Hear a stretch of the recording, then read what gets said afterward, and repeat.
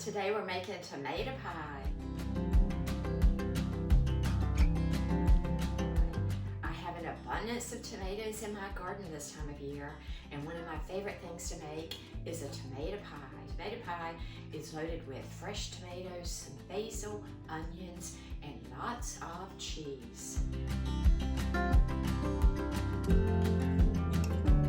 You're going to start out with 4 or 5 plump, juicy, ripe tomatoes, and you're going to peel them and slice them in 1/4-inch slices. Place them in the colander, and then use about a teaspoon of salt on them. Let the excess liquid come out of them. Then you're going to pat them dry with some paper towels. So let's set these aside. We're going to use a deep dish pie shell. So make your favorite pie crust or use a store-bought crust. Another option is to use some refrigerated biscuits and press them into the bottom of your pie dish. I made my favorite Crisco crust, and as I was kneading the crust together, I incorporated 2 tablespoons of shredded cheddar cheese, because cheese and tomatoes are the star of this pie, so I wanted to add a little cheese to my crust. Go ahead and prepare your crust, prick it, and pre-bake it at 325 for 5 or 6 minutes. And we're gonna let this cool. We're gonna layer in some tomatoes, onions, Swiss cheese, and we're gonna repeat that layer, and then we top this with a combination of cheddar cheese and mayonnaise, and we're also adding in some fresh basil. So after you've let your tomatoes sit about 45 minutes with the salt on them and drain the excess moisture, go ahead and lay them out on some paper towels. Then go ahead and cover them with a layer of paper towels and let some more of that excess moisture soak up into the towels. So while our tomatoes sit just a few minutes with the paper towels, let's prepare some fresh basil. I've picked about 1/2 cup of basil leaves and washed them and drained them and dried them well. Place 5 together and roll them up. And I believe they call this chiffonade.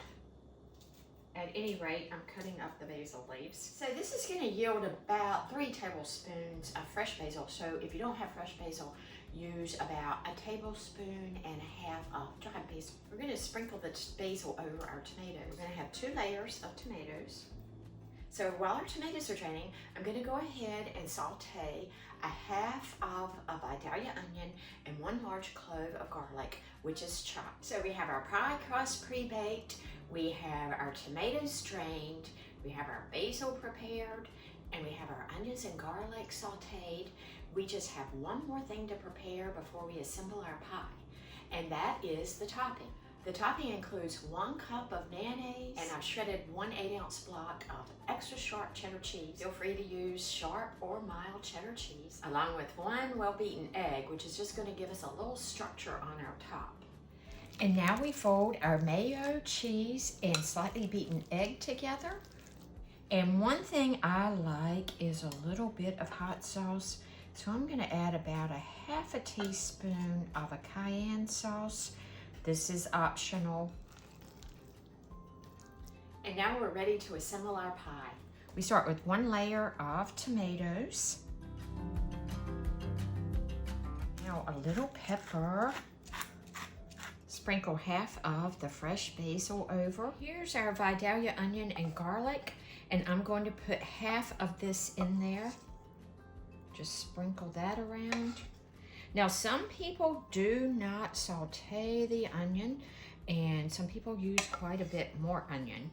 I just like to use about 1/2 of an onion. You could use some green onions. Some people layer slices of Vidalia onion into their pie. Now we layer in some Swiss cheese. You can use some mozzarella instead of Swiss, or Gruyere. Now we repeat the layers. So I had just the right amount of tomatoes, fresh tomato, basil, and cheese. This is going to be so good.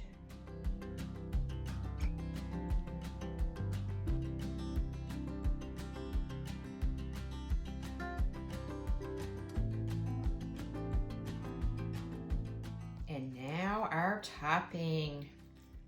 Let's just lay this in here.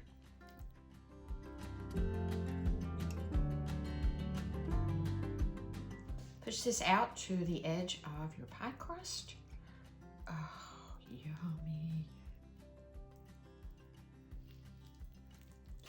to bake up heavenly. Now we're going to top this with 1/2 cup of Parmesan cheese, grated Parmesan.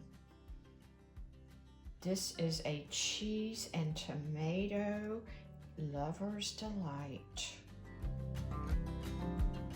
This delicious pie has gone in the oven at 375 degrees for 30 to 40 minutes.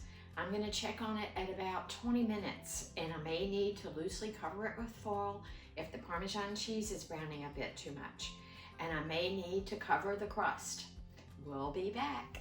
I think our pie is done. I can smell it. It's cooked a little longer than I thought, but remember, all ovens cook differently. Now this pie has got just a little bit of brown on it. I did not cover it with foil. However, I did cover the crust for the last 10 minutes.